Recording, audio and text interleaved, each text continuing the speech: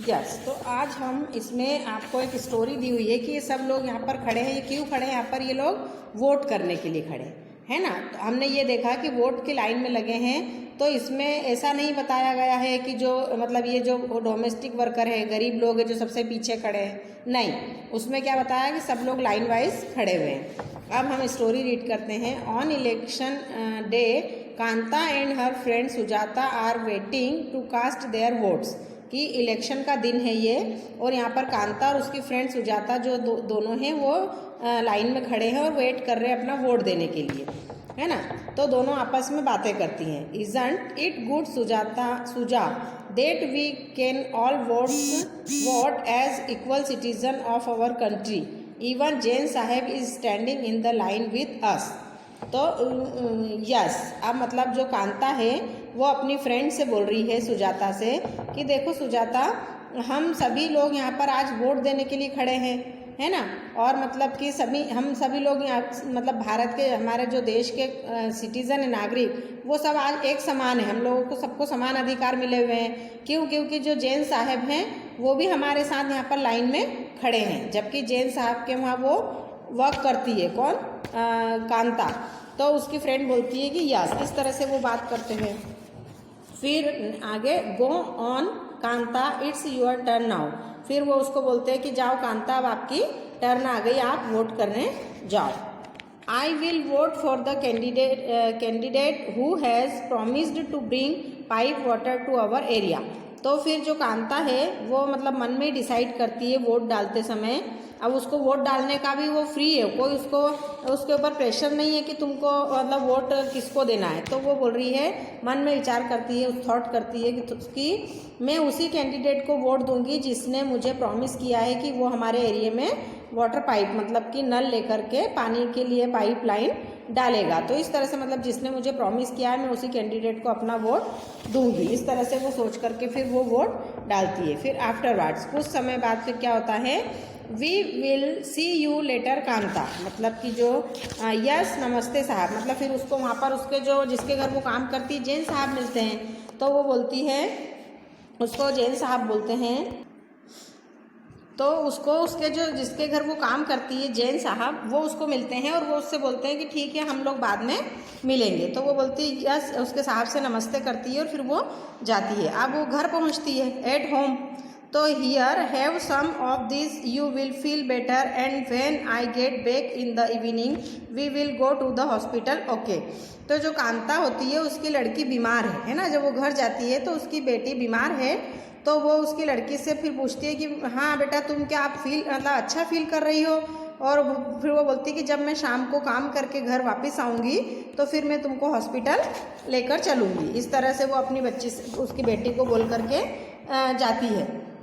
गुड़िया has been running fever and I have to take her to the hospital, but I will have to finish the work at saheb's house first and ask for some advance. तो फिर जब वो मतलब उसके घर पे उसका काम फिनिश कर देती है, जैन साहब के वहाँ जा कर के उसके मालिक के वहाँ वो उसका काम फिनिश करती है। और जो उनकी जैन साहब की वाइफ होती हैं उनसे वो बोलती है कि मेरी लड़की जो है उसको फीवर है ना, वो बीमार है और मैंने अपना सारा काम फिनिश कर दिया है और अब मैं जा रही हूँ, लेकिन मुझे कुछ पैसा चाहिए एडवांस में। मतलब वो उनसे हॉस्पिटल ले जाने के लिए एडवांस में पैसे मांगती है। It's no wonder that Gudiya fall ill often, the basti is never clean. और फिर जब वो जाती है अपने घर तो वो रास्ते में ये देखती है, वो ये विचार करती है कांता कि मेरी जो लड़की है वो बार बार बीमार क्यों होती है।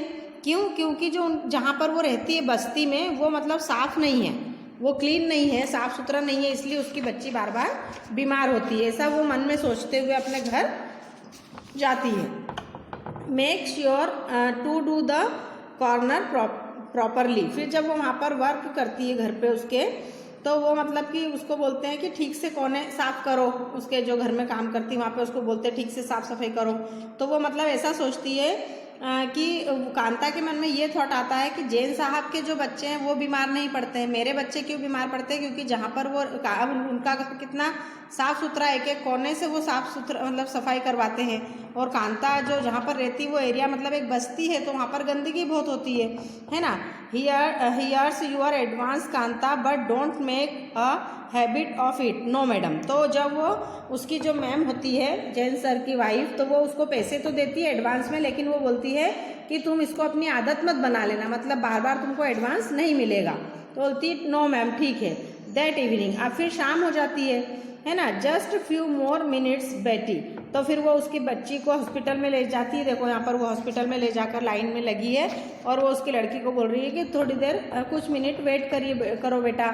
Jain madam and Jain saheb may stand in line to vote but they never have to do it when their children are sick. फिर कांता ये सोचती है कि जब मैं सुबह आज वोट करने गई थी, है ना, तब तो जैन साहब और उनकी मैडम मतलब वो भी लाइन में लगे हुए थे वोट की, लेकिन मैंने कभी भी जैन साहब और उनकी पत्नी को ऐसा हॉस्पिटल में जब उनके बच्चे बीमार होते हैं तो इस तरह से लाइन में लगते हुए नहीं देखा। मतलब ये सब किसके थॉट्स चल रहे हैं, वो कांता के। तो वो क्यों ऐसा सोचने पे मजबूर हुई, क्योंकि वो सोचती है कि जब मैं आज सुबह वोट करने गई थी वहाँ पर तो सब लोग समान थे, है ना, सब लाइन में लगे थे, लेकिन और मेरी बेटी बार बार बीमार होती है, लेकिन जैन साहब की बच्ची बीमार नहीं होती है। क्यों? क्योंकि उनके जहाँ पर जिस एरिया में जिस कॉलोनी में वो रहते हैं वो साफ़ सुथरी कॉलोनी है, उनका घर में बहुत सफाई है, लेकिन जहाँ पर वो रहती थी कांता वो मतलब एक गंदी बस्ती थी। तो इस तरह से उसके थॉट चलते हैं। तो वो सोचती है कि वोट देने गए थे वहाँ तो जैन साहब और उनकी वाइफ मतलब जो मैडम थी वो भी लाइन में लगी थी, लेकिन ऐसी लाइन में मैंने उनको कभी भी खड़े नहीं देखा जब बच्चे बीमार हो जाते हैं और वो हॉस्पिटल की लाइन में लगे हों। तो इस तरह से उसके ये मतलब बताया, उसके थॉट्स चल रहे हैं। ठीक है। अब इक्वल राइट टू वोट, हम जो वोट देने का अधिकार सबको एक समान है उसके बारे में हम पढ़ेंगे। इक्वल राइट टू वोट, कि वोट देने का अधिकार सबको है ना। The story about beings with Kanta standing in line to cast her vote. Look again at the various people who are standing in line with her. Kanta recognized her employer Ashok Jain and Chote Lal, her neighbor. In a domestic country like India, all adults, irrespective of what religion they belong to, how much education they have had, what caste they are, or whether they are rich or poor, are allowed to vote. This, as you have already read in the class 6th book, is called universal adult franchise and is an essential aspect of all democracies. Means वो बोल रहे हैं कि जो हमको ऊपर story हमने जो पढ़ी कांता की, तो उसमें हमको ये समझ में आया कि जो कांता है वो वोट करने के लिए गई है ना, और वो वोट करने के लिए लाइन में लगी है। उसने ये देखा कि बहुत से लोग उसके साथ लाइन में खड़े हैं, जिसमें से उसने जिसके घर वो काम करती थी जो कि अशोक जैन और छोटे लाल जिनके घर पे वो काम करती थी उनको उसने पहचाना, है ना। जो कि छोटे लाल जो उसके पड़ोसी थे उनको उसने पहचाना अशोक जैन के।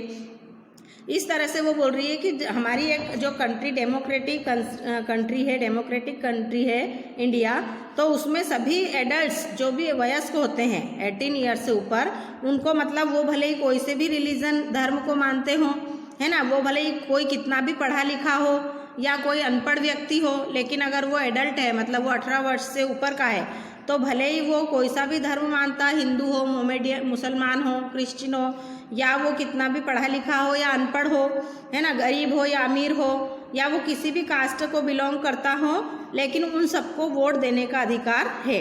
और इसको बोलते हैं, इस वोट देने के अधिकार को क्या कहा, यूनिवर्सल एडल्ट फ्रेंचाइज। मीन्स सभी को इसको हिंदी में बोलेंगे सार्वभौमिक वयस्क मताधिकार, कि सभी जितने भी वयस्क लोग हैं उनको वोट देने का अधिकार होता है। और ये जो है वो एक डेमोक्रेसी, जो भी डेमोक्रेटिक कंट्रीज होती है उनके लिए बहुत ज़रूरी है। The idea of universal adult franchise is based on the idea of equality, because it states that every adult in a country, irrespective of their wealth and the communities he belong to, has one vote.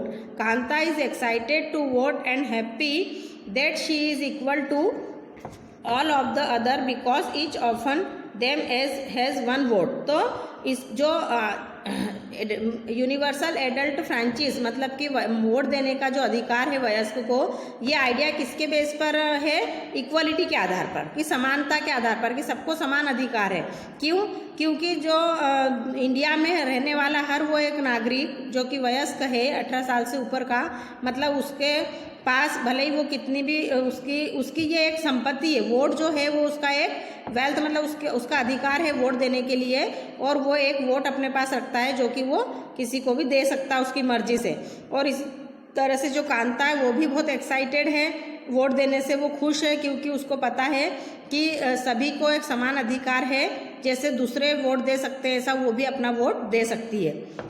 But as her day goes on, Kanta becomes less certain about what this equality really means. लेकिन जैसे जैसे दिन बीतता गया तो कांता को ये realise होने लगा, वो ये सोचने लगी कि क्या मैं सच में, मुझे सभी इक्वलिटी मिली हुई है, वास्तव में मैं इक्वल हूँ सभी लोगों के, मतलब वास्तव में इक्वलिटी का मीनिंग क्या है कि मैं वोट देने के लिए तो मुझे समान अधिकार है, लेकिन क्या दूसरी बातों में भी मैं हमारे लिए इक्वलिटी मायने रखती है, इसका मीनिंग क्या है, ऐसा वो सोच रही है। What is it that makes Kanta unsure? Let us take a look at a day in her life. She lives in a slum and has a drain behind her house.